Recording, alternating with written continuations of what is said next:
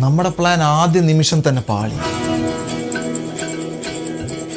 അതുകൊണ്ട് ഒഡീഷ FC 4-ാം മിനിറ്റിൽ തന്നെ ഗോൾ സ്കോർ ചെയ്തു. എത്ര ശ്രമിച്ചിട്ടും നമ്മുടെ ഒരു പ്ലേയേഴ്സിനും അവരുടെ ബോക്സിനകത്തേക്ക് കയറാൻ പറ്റുന്നില്ല. സെക്കൻഡ് ഹാഫിലേക്ക് ഇറങ്ങുന്നതിന് മുമ്പ് എന്തെങ്കിലും ഒരു പ്ലാൻ ഉണ്ടോ? ഒരു പ്ലാനും ഇല്ല. മാറ്റം വരുത്താൻ സമയമായിട്ടില്ല. എന്നാൽ ഒരു കാര്യം ഞാൻ ഉറപ്പിച്ച് പറയാം, ഇങ്ങനെ പോയാൽ നമ്മൾ തോക്കും. ഇല്ല, അതിൻ്റെ കാരണം ആധികാരികമായിട്ട് എനിക്ക് പറയാൻ അറിയില്ല. പക്ഷേ ഈ ടീമിനൊരു പ്രത്യേകതയുണ്ട്. മത്സരത്തിൻ്റെ 60 മിനിറ്റ് കഴിഞ്ഞാൽ ഇവന്മാർക്ക് ഭ്രാന്ത്.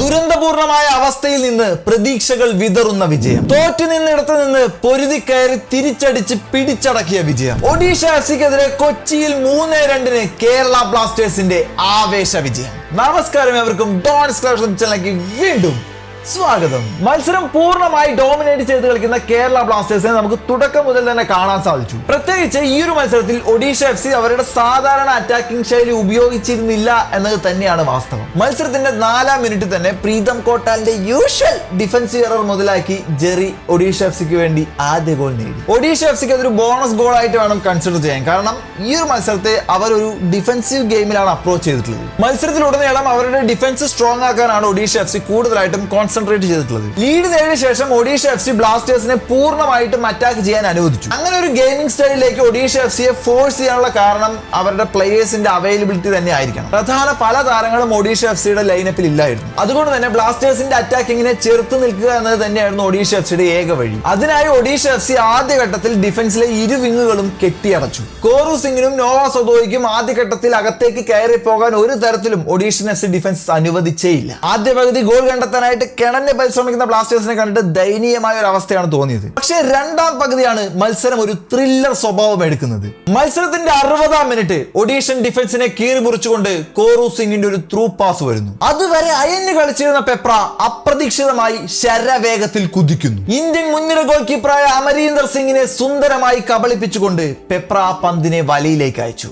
ആ ഗോൾ ബ്ലാസ്റ്റേഴ്സിന്റെ വരവറിയിച്ചു. ആ ഗോളിന് തൊട്ടു പിന്നാലെ ഹീസസ് ജിമിനസും കളത്തിലേക്ക് ഇറങ്ങി. ബ്ലാസ്റ്റേഴ്സ് വിദേശ കോട്ടയുടെ പൂർണ്ണമായ അറ്റാക്കിംഗ് നിര ഇപ്പോൾ കളത്തിലുണ്ട്. ലൂണ, നോവ, പെപ്ര, ഹീസസ് ബ്ലാസ്റ്റേഴ്സിന്റെ ഏറ്റവും ഇന്റൻസ് അറ്റാക്കിംഗ് നിര. ആ സബ്സ്റ്റിറ്റ്യൂഷൻ ഉദ്ദേശം വ്യക്തമായിരുന്നു. ഉടൻ തന്നെ വിജയ ഗോൾ നേടണം. അധികം വൈകിയില്ല. മത്സരത്തിന്റെ 72-ാം മിനിറ്റ് ലൂണയുടെ ഉജ്ജ്വല ക്രോസ് ബോക്സിനകത്ത് നിൽക്കുന്ന നോവയെ ലക്ഷ്യമാക്കി പറന്നിറങ്ങി വന്നു. ആ പന്തിനെ കൃത്യമായി ഹെഡ് ചെയ്ത നോവയുടെ പാസ് നിലം തൊടും മുമ്പേ ഹീസസ് ജിമിനസ് വലയിലാക്കി. തോറ്റു നിന്ന ബ്ലാസ്റ്റേഴ്സ് ആവേശ തിരിച്ചുവരവാണ് നടത്തുന്നത്. മത്സരത്തിന്റെ 60-ാം മിനിറ്റ് കഴിഞ്ഞാൽ ഈ ടീമിന് ഭ്രാന്തളകുമെന്ന് വീണ്ടും തെളിയിച്ചിരിക്കുന്നു. പക്ഷെ ആ സന്തോഷം അധികം നേരം നീണ്ടു നിന്നു.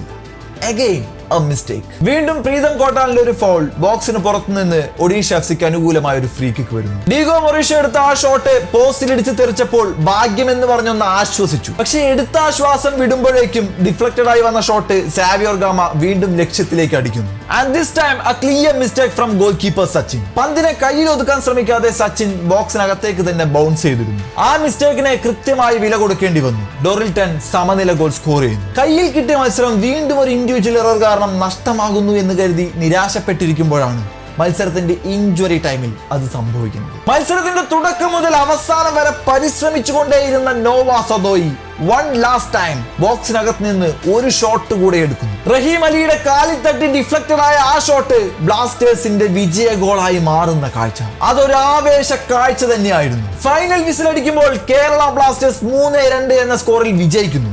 ഈ വിജയത്തോടെ ബ്ലാസ്റ്റേഴ്സ് വീണ്ടും ഒരു പടി കൂടെ മുകളിലേക്ക് ഉയരുന്നു. പുതുവർഷത്തിൽ തുടർച്ചയായി വിജയിക്കുമ്പോൾ സന്തോഷമുണ്ടെങ്കിലും പ്രശ്നങ്ങൾ മറക്കാനും സാധിക്കില്ല. ഈ മത്സരത്തിൽ നമുക്ക് 15 കോർണറുകൾ കിട്ടി. അതിൽ ഒരു കോർണർ മാത്രമാണ് നിയർലി ഡേഞ്ചർ ആക്കാൻ നമുക്ക് സാധിച്ചിട്ടുള്ളൂ. അതായത് സെറ്റ് പീസ് അഡ്വാൻറ്റേജ് നമുക്ക് ഒരു തരത്തിലും ഉപയോഗിക്കാൻ അറിയുന്നില്ല. മാറ്റമില്ലാത്ത ഡിഫൻസീവ് എറേഴ്സ്, അതും എക്സ്പീരിയൻസ്ഡ് പ്ലേയേഴ്സിൽ നിന്ന്. പക്ഷെ അത്തരം എറേഴ്സ് ഉള്ള പ്ലേയേഴ്സിനെ ചൂണ്ടിക്കാണിക്കാൻ പേടിയാണ്.